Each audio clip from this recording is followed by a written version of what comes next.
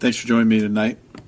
I'm your host, Russ Snow. Tonight I'll be by myself. Andrea will join me on the normally scheduled podcast. So this is episode 1, the Homestead Underground podcast, a nod, a wink to Daryl Cooper and Jocko Willink, two of my favorite podcasters. And today's date is 8th of September, 2022. And so the Homestead Underground podcast is just going to be basically a short, free-flowing thought on things related to the homestead, politics, philosophy, whatever I'm thinking about at that time. I'm going to try and get back in the ums. I really am. I spend a lot of time. I have a long commute. I work quite a bit by myself, and I've always got earbuds in, or I've got a podcast in the earbuds. In the car, doesn't matter. I'm always trying to get smarter, broaden my horizons, question my thoughts. And since January of 2020, I take that back. It was all of 2019, I was reading Stoic philosophy. And with the pandemic that started in 2020, philosophy and the thought of the why, how did we get here, and how do we make this better, has been on my mind constantly ever since. And looking at the state of the world right now, energy prices in Europe are a big deal, and how especially the northern members of the EU are going to respond to that. Scandinavia, Germany, Estonia, Latvia, Lithuania. We have put ourselves in this corner with our financial policy that these sanctions are really, really going to hurt Europeans much more than they are the average Russian or the average American. So between I've seen numbers from 500%, 5 times to 900% in Europe, depending on where you're at, for natural gas, your electric bill, power bill, all these different numbers, and who knows how correct any of that is. But if that's even ballpark, it's going to be really rough on the European economy. And my biggest concern, 2 things. That's our second biggest trading partner behind China. And beyond that, pay no attention to all these noises going on. Got to clean up my soda. But how are these struggles going to affect the American economy, which affects my family, right? One of the things that I never hear talked about, because there's environmentalism. I like to think of myself as a steward of the land or a conservationist. Every piece of land that I've owned, I've left it better than when I showed up, more productive, better soil quality. But one of the things I haven't heard anyone talk about is solar panels as a simple hedge against inflation. It's not saving the planet. It's not about what do we do with them in 25 years. It's to protect my family. I can prepay for a good portion of my energy costs today at a known cost. And between rising energy prices, rising electric rates, and just the devaluation of the currency, it doesn't matter what country you're in, there's inflation now going on everywhere. That's why we bought the solar panels we bought, was a hedge, in my mind, against inflation. And when I bought them, I figured that we were at $100 a month for our home in Milford for our electric bill. And my thought was it'd take somewhere between 10 and 12 years to pay back. So now with energy prices creeping up towards almost $300 a month in Oklahoma, 2 years later from when we bought them, it's looking like a better and better play. And I'm looking now between 3 to 5 years for payback. And then everything beyond that's just going to be a huge bonus. So that's one of the things I would really encourage you to look at. And I'll step out of this for a second and talk about this. So the homesteading life, if you didn't inherit family land, it is really, really hard to do in a shoestring budget. If you are not making a really decent income and with the ability for one of you to stay home and do all these things, it is really hard, especially in the trades. If you're in a manual job where you're tired when you get off of work, it is really really hard to come home and work for another 5 hours a night on your place and then go back to a manual labor job the next day. And that's just a reality. And a lot of folks don't want to hear that. And I'm sure in my 20s I could have gotten away with that. But the problem is in your 20s, your earning power is just so much less. So if you're trying to acquire land and you're not making a good income so that one of you can stay home and homeschool the kids, it just becomes really difficult. So that's one of the things is, what is your earning capacity? How do you increase that? And how do you kill debt? So I'm going to talk about these things, our journey, and then so that's one of the things that's going to come up a lot. And hopefully, because if you're in town and you're making $50,000 a year, that's median, give or take, salary for the country, you probably can't go buy 20 acres and a home and on 50 grand a year and have your wife stay home and do all these things. So the question becomes, how do you either increase your income or find land you can lease? There are all these different things. And we're going to talk about as many things as I've seen and read, talk about those things. The next thing is you've got, and I was in this camp for, probably the first 4 or 5 years after the housing crash in 2008. Food storage. It is part of survivalism. It's foundational to it. It's really big in the prepper community. It's really big in the LDS community. It is a fantastic savings account. But you can't live off your savings account. And that's the thing. It is a backstop. So one of the things that took me quite a while to really get my arms around and understand is I have food storage, and that is even, because my thing is I have enough for friends and family for a set period of time. If I can help friends out if they lose their job, I may not be able to give them cash, but I can say, here's 3 months worth of food to help feed your family. Or if something like COVID, had that continued to go down the path and had been a real thing, had family members or friends shown up because they were scared, worried about not being able to travel, I would have had the food on hand for us not to go to the store for a long time. So that's great. But the thing you have to get past, you can't just have buckets or 55-gallon barrels or a whole cellar full of food. You have to have a way to produce food moving forward.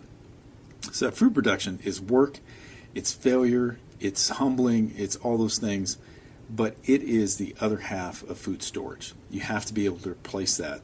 Otherwise, you're only good for as much food as you have stored up. So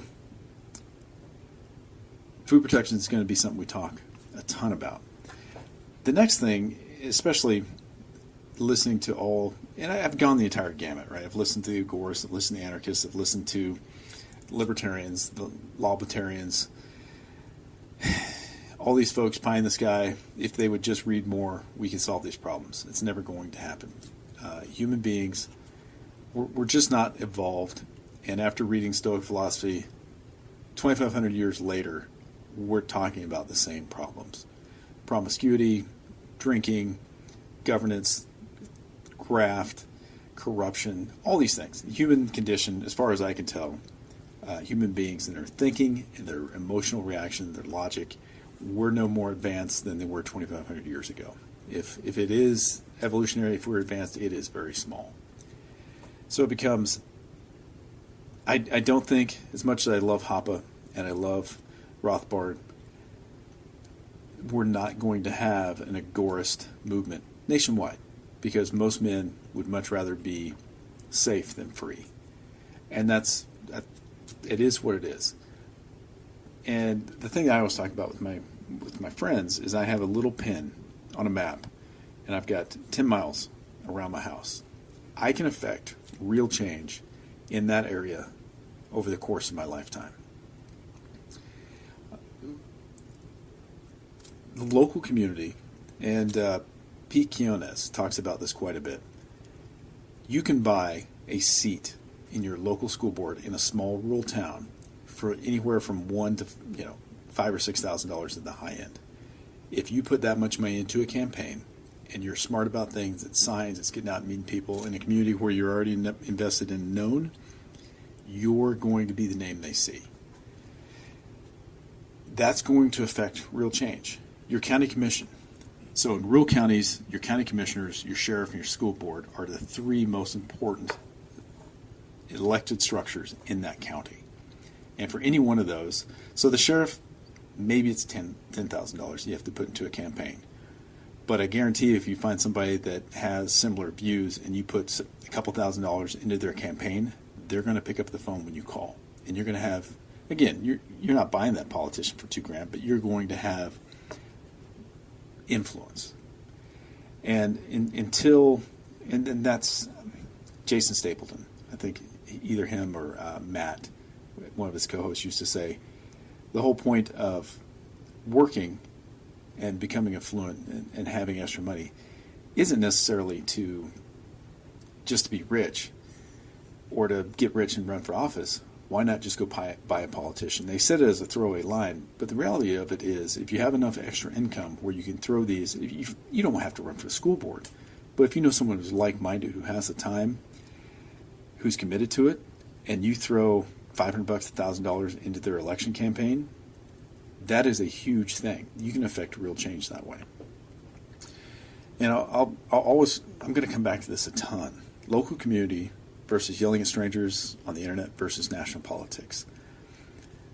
As smart or as rich or as awesome of a person as you may be, if you're listening to this podcast, odds are you do not have any ability to affect national politics. And then yelling at strangers online. Everybody loves to troll. Everybody loves to dunk on folks online. I've never seen anyone change their mind because of a Facebook post about calling people names or pointing out the hypocrisy of the other side, any of those things. But getting on the ability of your county commission to set laws to punish folks who don't agree with you in your politics, encourage them to move elsewhere. Because we're getting to that point on the sorting and the sifting, is thinking that we can all get along and I just want to be left alone and there's somebody that will take care of me that thinks like I do. It's just not enough anymore.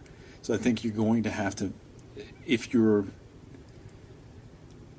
have enough time, enough disposable income to do the homesteading thing, I think that's one of the things we're going to have to start looking at. The last thing, I've got 7 minutes left. I'm going to try and keep this under 20 minutes, is looking at local institutions that we're not joiners. So I'm a Gen X. Most of the folks I work with are either millennials or Zoomers. So I'm a dinosaur. It's fine. The great thing about Gen X is we really just don't care. Race, religion, ethnicity, sex, don't care. But are you good at what you do? Are you competent? Do you do what you told me you were going to do? So those are the things that we're looking at. But our generation, the millennials, the Zoomers, they're not joiners. We have all of these institutions in our local communities that are being hollowed out because young folks aren't joiners. So whether it's the Kiwanis, the Lions Club, the American Legion is a fantastic place. You can go in, existing networks. A lot of times they'll have a storefront or a building they own outright, free and clear.